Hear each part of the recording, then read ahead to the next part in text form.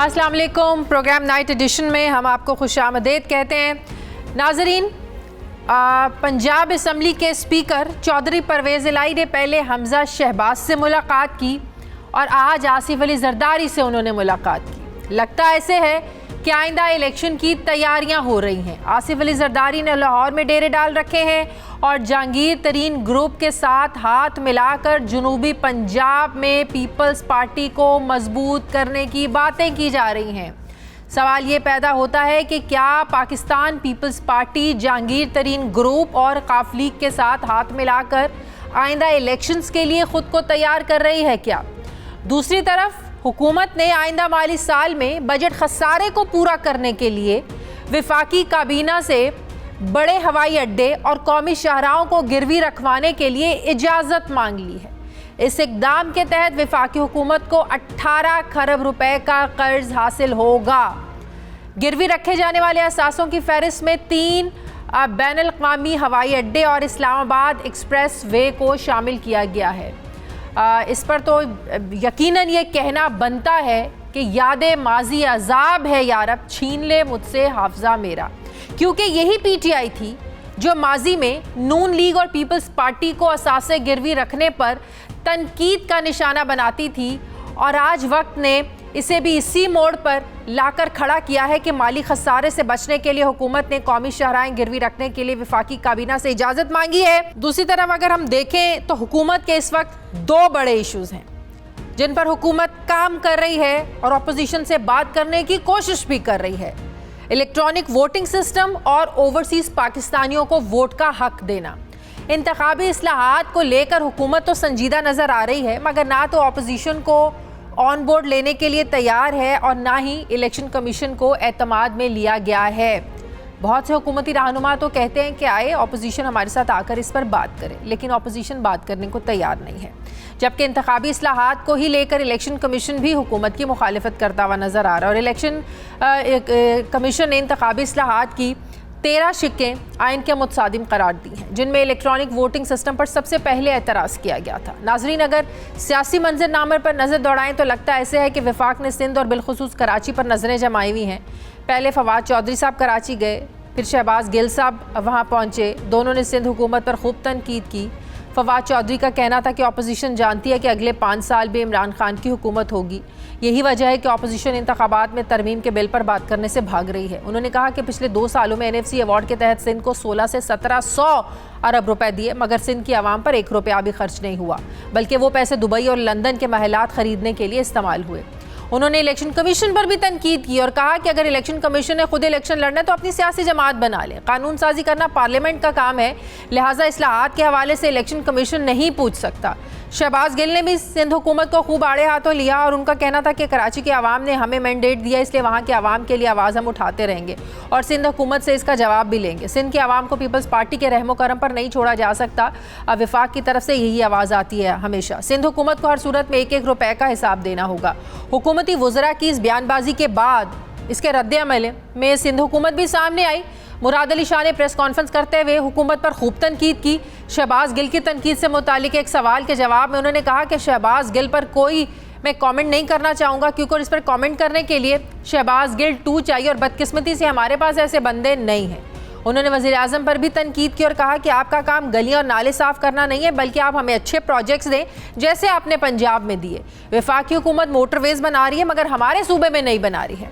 दूसरी तरफ नाजरीन, FIA भी मुतारिक हो चुकी है और इसने भी शहबाज शरीफ को तलब किया हुआ है। रमज़ान शुगर मिल्स के 25 अरब रुपए के केस के हवाले से सवाल और जवाब के लिए आज शहबाज शरीफ ने FIA में हाज़िरी दी, जबकि शहबाज शरीफ हुकूमत के ख़िलाफ़ भरपूर हमें एक्टिव भी नज़र आ रहे हैं। उन्होंने ही इंतखाबी इस्लाहात के हवाले से APC भी तलब कर रखी है, जबकि वज़ीर आज़म इमरान खान और हुकूमती वज़रा आइंदा इलेक्शन इलेक्ट्रॉनिक वोटिंग के ज़रिए ही करवाने पर बज़ेद हैं और वो ये चाहते हैं कि ओवरसीज़ पाकिस्तानियों को वोट का हक देने का जो कानून है ये मंजूर हो, ताकि 2023 के इलेक्शन में ओवरसीज़ जो पाकिस्तानी हैं वो भी अपने वोट का हक इस्तेमाल कर सकें। अपोजिशन इससे क्यों भाग रही है, इसी पर बात करने के लिए नाज़रीन मुझे ज्वाइन कर रहे हैं पाकिस्तान पीपल्स पार्टी के सीनियर रहनुमा कमर ज़मान कायरा साहब। अस्सलाम वालेकुम, बहुत बहुत शुक्रिया कायरा साहब आपका। कायरा साहब, जरदारी साहब की आज मुलाकात हुई चौधरी परवेज़ इलाही साहब से। ज़ाहिर माजी में आप लोगों के इत्तेहादी भी रहे हैं, नायब वज़ीर आज़म रहे हैं।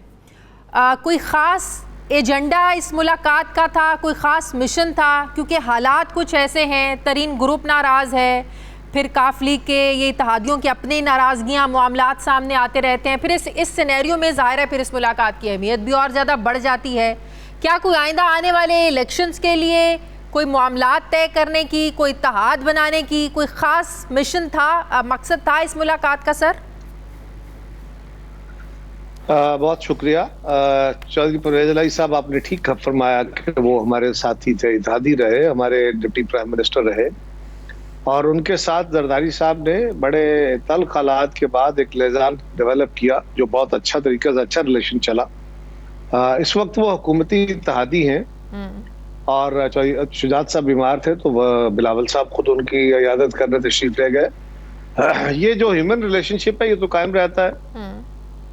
बाकी जब सियासी लीडरशिप इकट्ठी होती है तो वो किसी भी बहाने इकट्ठे हो तो वह सियासी बातें तो जरूर होती हैं, और आज अगर दो लीडर इकट्ठे हुए हैं तो सियासी बातें जरूर हुई होंगी।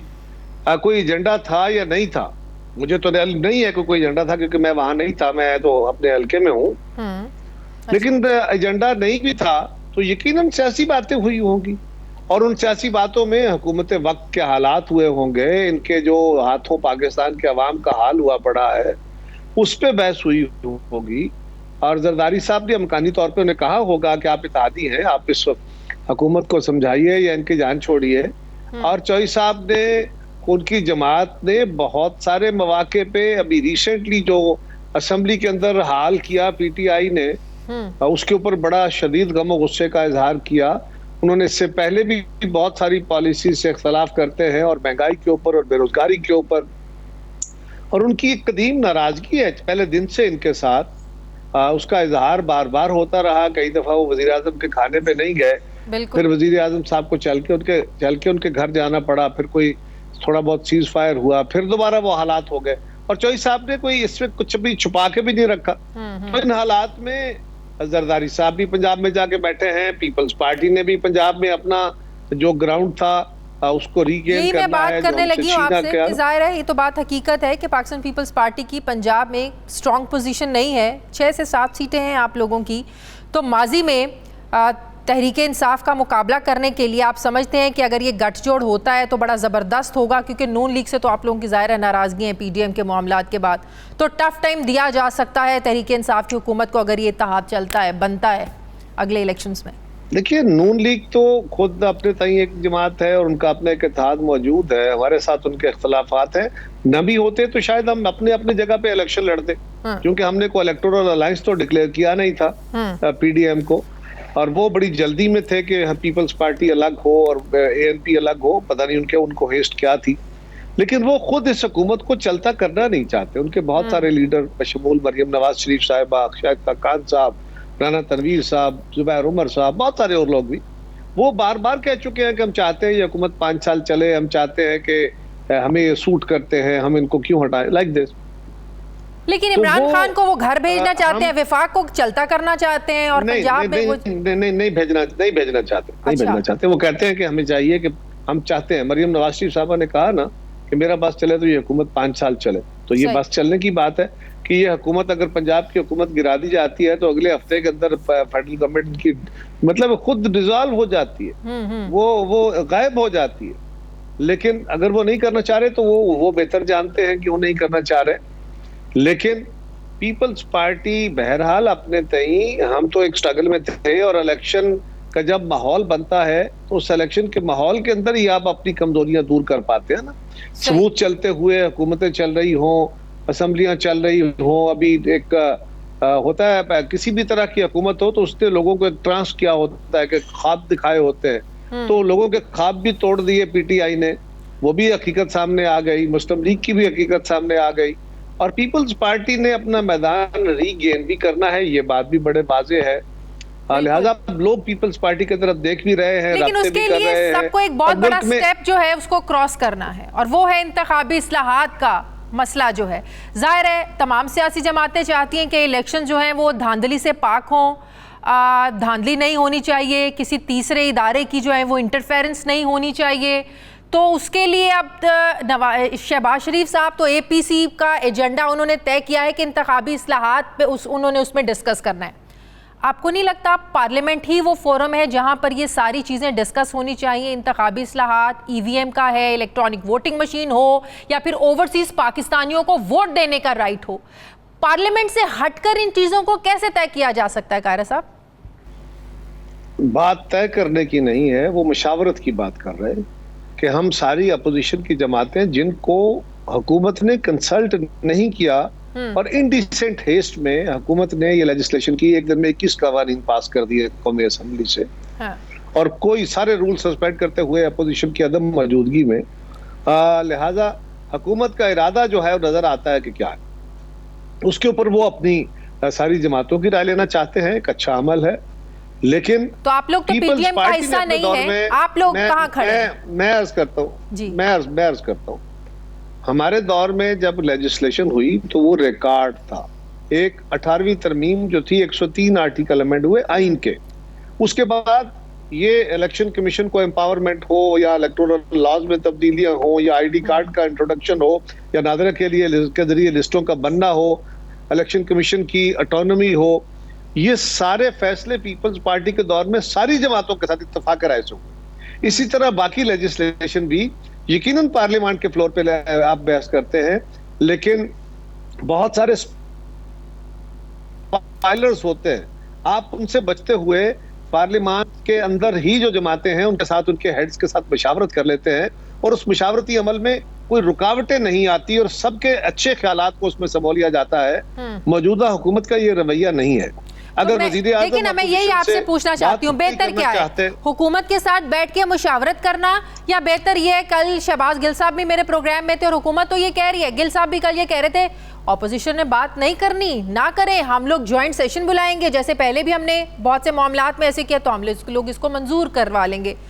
तो आप लोगों के हाथ में तो कुछ नहीं आएगा ना। गुजारिश है कि शहबाज गिल साहब हो या कोई और साहब हो, उनकी क्या बात होगी, क्या हैसियत होगी जब वजीर आजम अपोजिशन को गालियां देने, जब वजीर आजम अपोजिशन को बजट की किताबों से मारने और उसके मशवरे दे रहे हो, जब वो लोग जो टीवी पे जाके अपोजिशन को गालियां देते हैं उनको शाबाशियां दे रहे हो, तो ये जो आपके साथ बैठ के प्रोग्रामों में हमारे कुछ साथी कहते रहते हैं ना, उनके PTI के, उनकी कोई बात नहीं, उनकी कोई हैसियत नहीं है।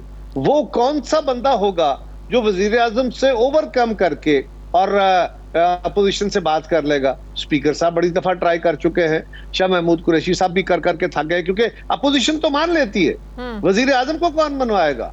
इस जमात के अंदर है कि किसी की हैसियत के वो वजीर आजम को हुकूमत कह चुकी है अगला इलेक्शन EVM के जरिए ही होगा।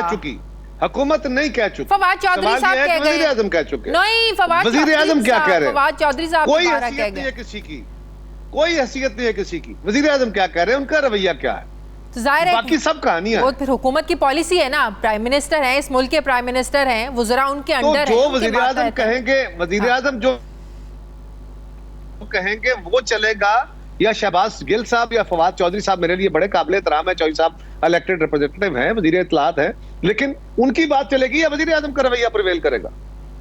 तो आप लोग क्या करेंगे अगर ज्वाइंट सेशन में बुला के और ये मंजूर करवा लेते हैं और वो शिकें और वो सारी कानून साजी हो जाती है जिस पर आप लोगों को एतराज है?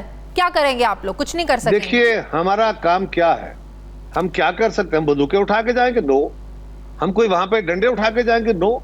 हम पाकिस्तान के अवाम के सामने ये मुकदमा रखेंगे, इनके अज़ाइम रखेंगे, मीडिया के जरिए रखेंगे, पार्लियामान के जरिए रखेंगे, हत्तुल अमकान इनका रास्ता रोकेंगे, इनके इत्तेहादियों को कन्विंस करेंगे, इनकी जमात के अंदर जो ग्रुप्स है उनको कन्विंस करेंगे। यही हमारा काम है जो आईनी और कानूनी तौर पे है। और कैसे रोका जा सकता है? और कोई बंदूकें लेके तो नहीं रोका जाता ये काम। ठीक है, बहुत बहुत शुक्रिया। पाकिस्तान पीपल्स पार्टी के सीमा कमर जमान कायरा साहब मेरे साथ हैं। मुझे ब्रेक लेनी है नाज़रीन, वापस आते हैं छोटे से वक्फे के बाद।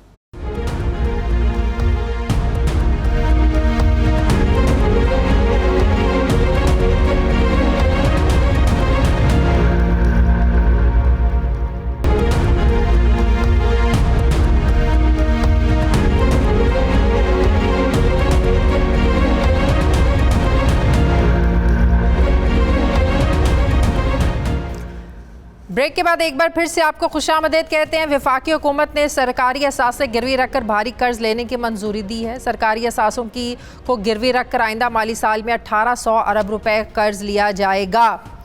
पार्लिमानी सेक्रेटरी बराए खारजा उमूर अंदलीब अब्बास साहिबा ने मुझे ज्वाइन किया है। अस्सलाम वालेकुम, बहुत बहुत शुक्रिया अंदलीब अब्बास साहिबा आपका। अंदलीब अब्बास साहिबा, आपको भी याद होगा माजी में इमरान खान साहब तनकीद किया करते थे नून लीग की हुकूमत पर, पीपल्स पार्टी की हुकूमत पर कि मोटरवे, हवाई अड्डे ये लोग गिरवी रख कर जो कर्जे लेते हैं, कर्ज ये लोग लेते हैं, भुगतना आवाम को पड़ता है, आवाम की जेबों से जाता है। अब क्या आप लोग अपनी हर चीज़ से, हर पॉलिसी से यू टर्न लेके करते वही हैं जो नून लीग ने अपनी हुकूमत में किया होता है या पीपल्स पार्टी ने अपनी हुकूमत में किया हुआ होता है? और हमें तो ये पता चल रहा था कि मैशियत संभलने लगी है, हमारा इस बार इतना बजट खसारा नहीं होगा, तो अब बजट खसारे को पूरा करने के लिए कर्ज ले रहे हैं। तो माजी की तनकीद, क्या वो तनकीद गलत थी या जो आज आप लोग कर रहे हैं ये ठीक करने जा रहे हैं आप लोग? शुक्रिया शाजिया। सबसे पहली बात तो ये कि ये आप समझ जाएं कि हमें एक हुकूमत मिली जो कर्जों से लदी हुई थी।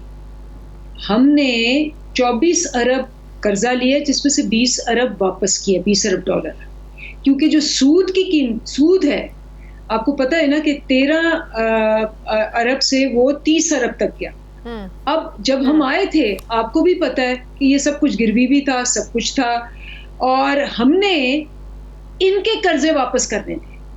और इनके कर्जे वापस, क्योंकि कर्जा बहुत बड़ा था तो ऑब्वियसली बड़े कर्जे लेके उनको वापस करने थे। पहले साल में तो जब हम आए हमारे पास तो सिवाय जाके सऊदी अरेबिया से मांगने के इनके कर्जे वापस करने थे।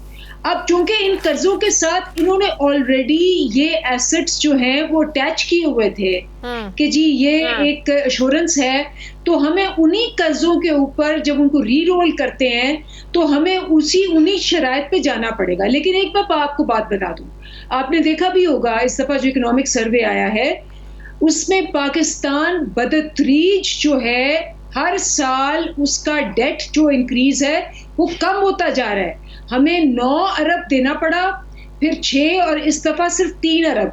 सो हम Aahista Aahista in other words ये माजी की हुकूमतों का ही तसलसल है जिसको आप जारी रखे हुए हैं। जी ऑब्वियसली अगर आपके पास ये कर्जे हैं और आपने उनके सूद पे आपने वापस करने हैं तो फिर आपने वही जो शराइत चल रही हैं उन्हीं के ऊपर करने हैं। जब ये कर्जे वापस हो जाएंगे और इंशाल्लाह वापस हो जाएंगे क्योंकि ये कम होते जा रहे हैं। माजी में ये तो बोझ अगर आवाम पर पड़ता था, आवाम की जेब से इन कर्जों का पैसा निकलता था, तो अब भी तो आवाम की जेबों से निकलेगा ना। लेकिन आप देखें ना रेशियो कम हो गया। अगर आप एक घर लेती हैं और उस पे पिछले 10 साल से बेशुमार कर्जा है, तो आप जब अपनी कमाई शुरू करती हैं आहिस्ता आहिस्ता आहिस्ता आहिस्ता वो कर्जा लेना शुरू होती हैं, 5वें 6ठे साल जाके वो पे ऑफ होता है। तो उसके बाद फिर आपने जो आपके ऊपर पेनल्टीज पड़ी होती हैं उसके बाद आप शुरू होते हैं। तो अभी तो हम वो जो सूद है जो इन्होंने लिया हुआ था उसी को वापस दे रहे हैं। हुकूमत कैसे चलाते हैं हम? हुकूमत चलानी थी तो हमें ऑब्वियसली फिर कैसे हम IMF के पास गए हैं? इसीलिए गए हैं, हम तो हुकूमत में आए थे जब इतने कर्जे वापस करने थे और अभी हुकूमत शुरू भी नहीं हुई थी। लेकिन अगर ना करते तो दिवालिया हो जाता। सबसे इम्पोर्टेंट बात तो IMF में भी हमेशा जाने के मुखालिफ रहे, फिर आप लोग गए। शुरू में तो खैर कंफ्यूज थे, जाना है नहीं जाना, फिर फैसला हुआ है जाना है। और अब आपके जो मौजूदा वज़ीर ख़जाना है ये भी, इनको भी रियलाइजेशन हुई है कि IMF के पास जाने से ही मईशत का जो इतना ख़राब हाल है ये IMF के पास जाने से हुआ। ऑल्दो बड़े माहिर मौशियात बहुत लोग कहते थे कि IMF के पास जाना मईशत की बहाली का हल नहीं है, जिसको अब रियलाइज़ करना शुरू हो गए हैं मौजूदा वज़ीर ख़जाना साहब। देखिए बात क्या है, कोई हुकूमत जो है IMF के पास खुशी से नहीं जाती।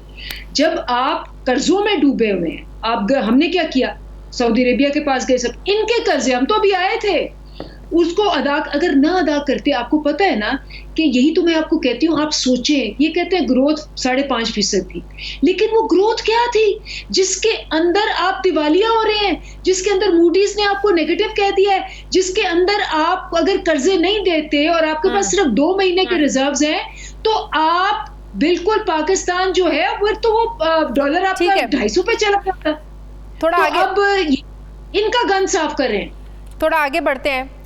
आज मुलाकात की जरदारी साहब से परवेज़ इलाही साहब ने, क्या आपको लग रहा है कि कोई गठजोड़ होने जा रहा है ऐसे माहौल में जब तरीन ग्रुप सामने आया हुआ है, इत्तेहादियों के नाराज़ होने के बार बार मामलात सामने आते हैं, फिर ऐसे में स्पीकर पंजाब असम्बली चौधरी परवेज़ इलाही साहब आप लोगों के इत्तेहादी जरदारी साहब से जब मिलते हैं, चंद रोज़ पहले हमजा शहबाज से मिले, कोई लग रहा है कोई नया प्लान तरतीब देने जा रहे हैं ये सब लोग मिलकर 2023 के इलेक्शंस के लिए?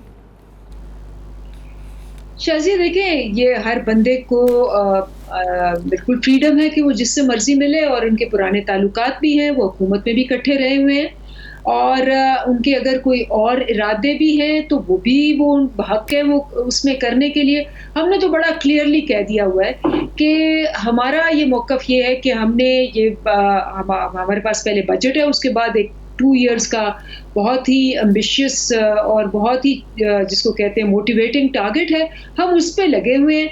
हमारे इस कारवान में बिल्कुल ये सब शामिल है। पास करवा लेंगे आप लोग?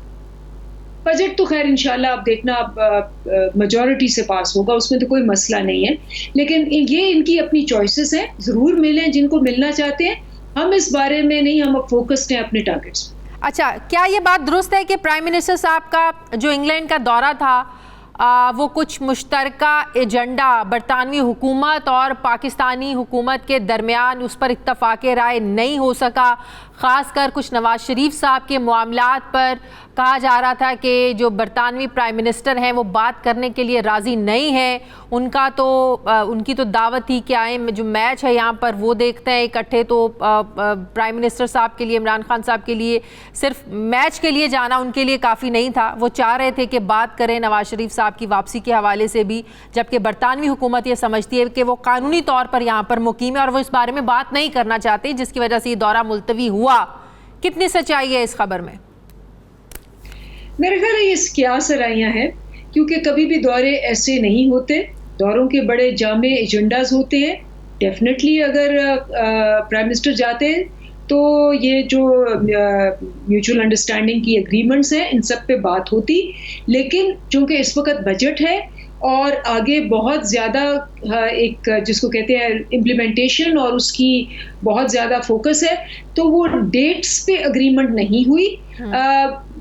हो सकता है अगले महीने दो महीने बाद दोबारा ये दौरा हो, तो इन सारी बातों को डिस्कशन में ज़रूर आएंगे और ज़रूर इन पे मुकम्मल और जामिया किस्म के एजेंडे के साथ जाएंगे। बहुत बहुत शुक्रिया तहरीक की रहनुमा पार्लिमानी सेक्रेटरी बराए खारजा उमूर अंदलीब अब्बास साहिबा मेरे साथ ही, बहुत शुक्रिया आपका। मुझे ब्रेक लेनी है नाज़रीन, वापस आते हैं छोटे से वक्फे के बाद।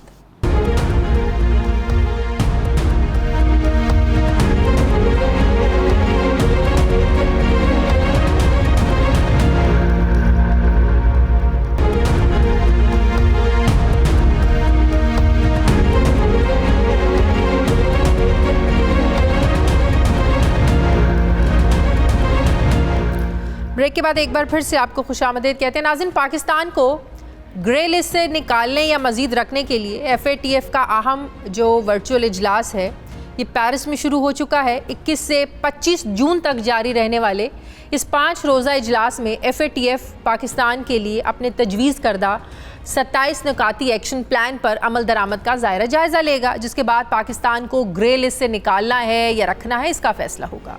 जबकि पाकिस्तान FATF के 27 में से 26 निकात पर अमल दरामद के बाद FATF की ग्रे लिस्ट से निकलने के लिए मुकम्मल पुरुमीद है। पाकिस्तानी हुकाम जहां FATF के एक्शन प्लान पर अमल दरामद से मुतालिक हुकूमती कारकर्दगी पर बड़े सेटिस्फाइड हैं, वहीं इस माह के शुरू में FATF के ज़ैली इदारे एशिया पैसिफिक ग्रुप ने भी अपनी जायज़ा रिपोर्ट पर पाकिस्तान की जो कारकर्दगी है इसको अप्रिशिएट किया।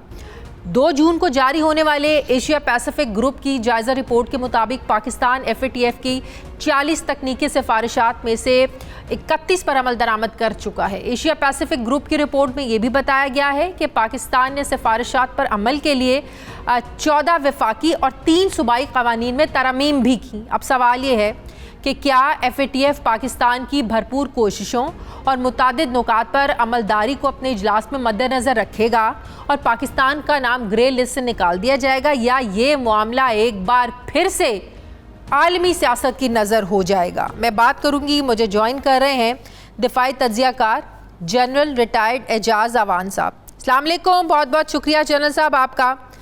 वालेकुम अस्सलाम शाजिया, थैंक यू। जनरल साहब, एक तरफ हम देख रहे हैं कि प्राइम मिनिस्टर इमरान खान एक वाज़ेह स्टैंड लिया हुआ है उन्होंने अब अफगानिस्तान की पोजीशन पर कि मज़ीद हम किसी तनाज़े का हिस्सा नहीं बनेंगे। 2 दिन पहले जो उनका इंटरव्यू आया उसमें भी उन्होंने वाज़ेह किया, आज उन्होंने वाशिंगटन पोस्ट में एक मजमून लिखा उसमें भी उन्होंने वाज़ेह किया कि पाकिस्तान का मौक़िफ़ है कि पाकिस्तान मज़ीद किसी तनाज़े का हिस्सा नहीं बनेगा और अस्करी जो हल अगर निकालने की कोशिश की जाएगी पाकिस्तान उसकी भी मुखालिफत करेगा। अब पाकिस्तान का डट कर खड़े हो जाना, फिर अड्डे हवाई अड्डे अपने स्पेसेस देने का भी मामला है कि पाकिस्तान अपने अड्डे दे, स्पेसेस दे, उस पर भी पाकिस्तान का एक मौक़िफ़ सामने आ चुका है कि पाकिस्तान माजी वाली गलतियां जो है वो नहीं दोहराएगा जिसका हम बहुत ज़्यादा खुमियाजा भुगत चुके हैं। तो अब दूसरी तरफ हमारे लिए चैलेंज है FATF का जिसका आज से इजलास शुरू हो चुका है। आपको लगता है कि यहाँ पर पाकिस्तान को खींचने की कोशिश की जाएगी, अपने मुतालिबात मनवाने की कोशिश की जाएगी, चाहे वो अमेरिका को अपने अड्डे देने की बात हो या FATF का मामला हो? Shazia thank you very much. देखिए, जहाँ तक FATF की बात है, जितना आपने उसके शुमारियात बता दिए हैं, जितने इक़दामात पाकिस्तान उठा चुका है, जिन जिन शराइत और तकाज़ों को वो पूरा कर चुका है, जिधर लेजिस्लेशन की ज़रूरत थी, जहाँ बैंकिंग रिफॉर्म्स की ज़रूरत थी, वो तकाजे तो पाकिस्तान बहुत हद तक 90% से ज़्यादा पूरे कर चुका है। अब देखना ये है कि अगर ये तकनीकी एतबार से अगर वाकई कंसर्न मनी लॉन्ड्रिंग का था, टेरर फाइनेंसिंग का था, तो उस पर तो पाकिस्तान ने बिल्कुल बड़ी भारी कदम लगा दी है और अब इस तरह के कोई भी फॉल्स अकाउंट या मनी डिस्ट्रीब्यूशन या गलत हाथों में रकूम का जाना मुमकिन नहीं रहा। तो अगर तकनीकी एतबार से हुआ तो फिर तो पाकिस्तान क्वालिफाई करता है कि उसको निकाल दिया जाए लिस्ट से। लेकिन जैसा आपने अपने इंट्रो में कहा कि अगर इसको सियासी रंग देना है और ये एक दफ़ा फिर आलमी सियासत की शिकार होता है और पाकिस्तान को अपने मफादात के लिए इन कंडीशनैलिटीज़ के बावजूद अगर मुआशी दबाव में रखना है तो फिर बड़ा वाज़ेह हो जाएगा कि पाकिस्तान को मज़ीद कुछ शराइत देकर ग्रे लिस्ट में ही रखा जाएगा, जिससे एक चीज बड़ी वाज़ेह हो जाएगी। वो मजीद शराइत मजीद क्या बनवाने के लिए हो सकती हैं? मजीद शराइत जिनका आपने जिक्र किया, शराइत तो एक ही है कि वो चाहते हैं कि पाकिस्तान अपने अड्डे दे दे, Pakistan CIA based operational basis यहाँ प्रोवाइड करते जहाँ से CIA अफगानिस्तान के अंदर काइनेटिक यूज कर सके और दहशतगर्द बकौल उनके जिनको वो दहशतगर्द समझते हैं उनके खिलाफ वो ऑपरेशन कर सके। लेकिन पाकिस्तान के प्राइम मिनिस्टर ने, अगरचे ये कोई फॉर्मल फोरम नहीं था, एक इंटरव्यू था और दूसरा जो आर्टिकल है वो भी अखबार में लिखा गया है, अभी तक फॉर्मल डायलॉग अमेरिका और पाकिस्तान के दरमियान इस मौजूआत पे नहीं हुआ। जेस्चरिंग हुई, इनडायरेक्ट मैसेजिंग हुई, पल्स फील करने के लिए एक जर्नलिस्ट को लॉन्च किया गया, तो बड़े खूबसूरती से पाकिस्तान ने उसको प्रीएम्प्ट करते हुए अपना उसूली मौक़िफ़ बयान कर दिया है। अब देखना यह है कि पाकिस्तान उसूल पर कोई समझौता नहीं करेगा, पाकिस्तान अपनी सोवरेनिटी की कीमत नहीं लगाएगा और जो निहत्ते अफगान हैं उनके कत्ल में अब वो पार्टनर या शरीक नहीं बनेगा। और वो बड़ा वाज़ेह दो टोक अल्फाज में कह चुके हैं और इस पर बहुत बात हो चुकी है कि अगर वो 20 बरस अफगानिस्तान में बैठने के बाद, वहाँ पे 5 एयर बेसिस रखने के बाद, ड्रोन स्ट्राइक्स जब चाही जहां चाही वो की और 2 लाख अफगानों को, इनोसेंट अफगानों को मैं कहूंगा शहीद करने के बाद अगर वो अपने मकासद हासिल नहीं कर सके तो अब मुल्क से निकल जाने के बाद उन्हीं लोगों से डायलॉग करके आपके शहीद के लफ्ज़ से मेरे ज़हन में एक सवाल आ रहा है, मैं वो भी पूछ ही लूं। उसामा बिन लादेन के बारे में ये पॉलिसी वाज़ेह क्यों नहीं है? प्राइम मिनिस्टर साहब कहते हैं कि वो शहीद है, वज़ीर ख़ारजा शाह महमूद कुरैशी से जब सवाल किया जाता है वो इसको इग्नोर कर देते हैं, इस पर खामोशी इख्तियार कर लेते हैं। एक वाज़ेह और यक ज़ुबान वाली पॉलिसी क्यों नहीं है? दहशतगर्द है तो है। देखें शाजिया, इसमें 2-3 बातें होती हैं। पहली बात यह है कि शहादत का सर्टिफिकेट देना, हिंदू भी अपने जो उनके सोल्जर जंग में मारे जाते हैं उनको इंडिया भी शहीद कहता है। बाकी तमाम मज़ाहिब भी अपने उन लोगों को जो वतन की खातिर जंग देते हैं उनको शहीद कहता है। उसामा बिन लादेन वो आदमी है जिसने अफगानिस्तान की आज़ादी के लिए न सिर्फ फंडिंग की, वो अमेरिकन ग्रेजुएट था, अमेरिका से आया और एक ज़माने में अमेरिकन का चहेता फंड रेजर और फाइटर होता था। हाँ। जिसने यहाँ आके तंजीम साजी की, अपने रिसोर्सेज लगाए और यूएसएसआर को निकालने के लिए अफगानों की आज़ादी की जंग लड़ी। तो एक तरफ अफगान है, उनका वो शहीद है, उनका दूसरों का टेररिस्ट होगा। नहीं, मैं अपनी बात कर रही हूँ, हमारे मुल्क की पॉलिसी क्या है सर? देखिए, हमारे मुल्क की पॉलिसी का तो मैं कुछ कह नहीं सकता, लेकिन इस पे राय डिवाइडेड है। कुछ लोग समझते हैं कि वो एक जायज स्ट्रगल कर रहा था और वो जो दहशतगर्दी अमेरिका में हुई थी 9/11 की, उसमें वो शरीक भी नहीं था, उसके खिलाफ कोई एविडेंस भी नहीं थी, और अगर ऐसा होता तो वो उसको गिरफ्तार करके मुकदमात भी चला सकते थे, लेकिन उन्होंने उसे एलिमिनेट करना ही बेहतर समझा है। सही। तो ये एक बहस तलब मामला है, इस पे कोई हतमी राय दी नहीं जा सकती। सही।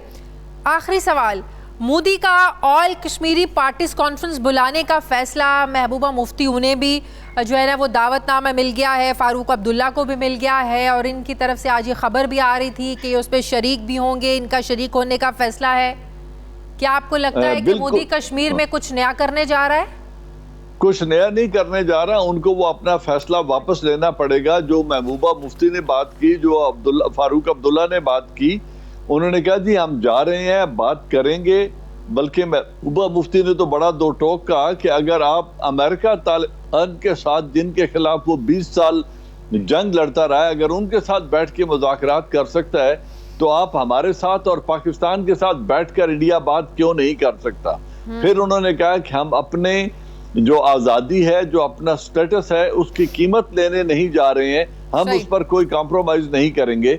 तो जितना हिंदुस्तान पर इस वक्त दबाव है, उनकी सुप्रीम कोर्ट भी जुर्रत नहीं कर सकी उसके हक में या उसके खिलाफ फैसला देने में। अमेरिका का भी प्रेशर हो सकता है कि अमेरिका को हमारी जरूरत है अफगानिस्तान से इज्जत से निकलने के लिए, एक सेफ एग्जिट चाहिए उन लोगों को, और वो उस तरीके से जो है ना वो पाकिस्तान को हेल्प कर रहा है। इसका जिक्र इमरान खान साहब ने अपने उस इंटरव्यू में भी किया है। हाँ। कि अगर अमेरिका नेक नियत से अपना इन्फ्लुएंस यूज करे तो ये मसाइल हल हो सकते हैं। तो उस पर पूरी दुनिया की तरफ से हिंदुस्तान के ऊपर बड़ा भारी दबाव है, जो वो ह्यूमन राइट्स वायलेशन कर रहे हैं। जिस तरीके से उन्होंने यूएन रेजोल्यूशन को बुलडोज करके इसको अपने यूनियन टेरिटरी में शामिल किया है, ये तमाम इंटरनेशनल नॉर्म्स की बहुत वाज़ेह खिलाफ वर्जी है। इस दबाव की वजह से मुझे लगता है कि नरेंद्र मोदी अपना फैसला वापस लेने पर सोच रहे होंगे। बहुत बहुत शुक्रिया जनरल एजाज अवान साहब, दिफाई तज्जियाकार मेरे साथ थे। नाज़रीन, मुझे प्रोग्राम में एक ब्रेक लेनी है, वापस आते हैं छोटे से वक्फे के बाद।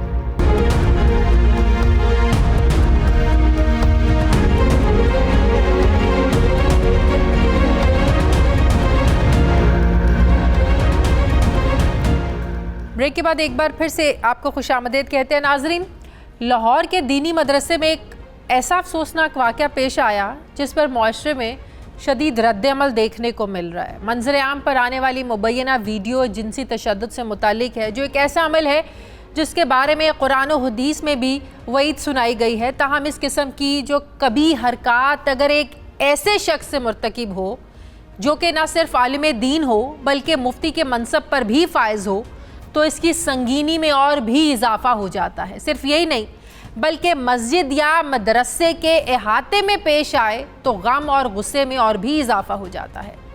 रेप के वाक़यात मुआशरे के मुख्तलिफ तबकात में पेश आते रहते हैं।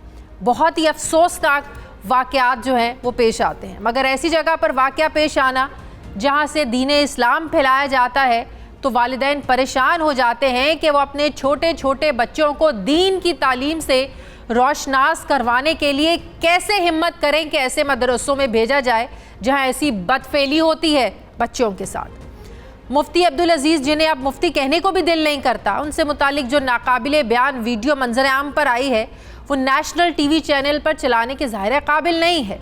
इस वाक़े की जितनी मजम्मत की जाए वो कम है, मगर मुआशरे का एक तबका इस वाक़े को मजहब से जोड़ने की कोशिश कर रहा है। ये एक इनफरादी अमल है और एक नफ्सियाती बीमारी में मुलविस शख्स की बदकिरदारी का मामला है जो कबीरा गुनाह का मुर्तकिब हुआ और उसने पुलिस के सामने एतराफ़े जुर्म भी कर लिया हो। उम्मीद है कि एक स्पीडी ट्रायल के साथ इस केस का फैसला जल्द अज जल्द किया जाएगा ताकि मुआशरे का जो एक जत्था है जिसे दीन इस्लाम के ख़िलाफ़ बोलने का मौका मिला है, इन सब की ज़ुबानें बंद हो जाएं।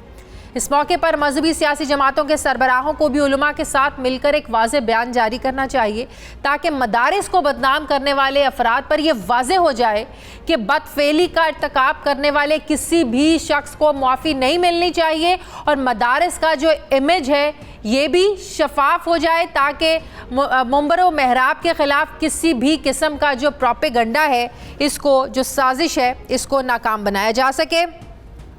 मुझे ज्वाइन करें मजहबी स्कॉलर अल्लामा इब्तिसाम इलाही ज़हीर साहब। अस्सलाम वालेकुम, बहुत बहुत शुक्रिया अल्लामा साहब आपका।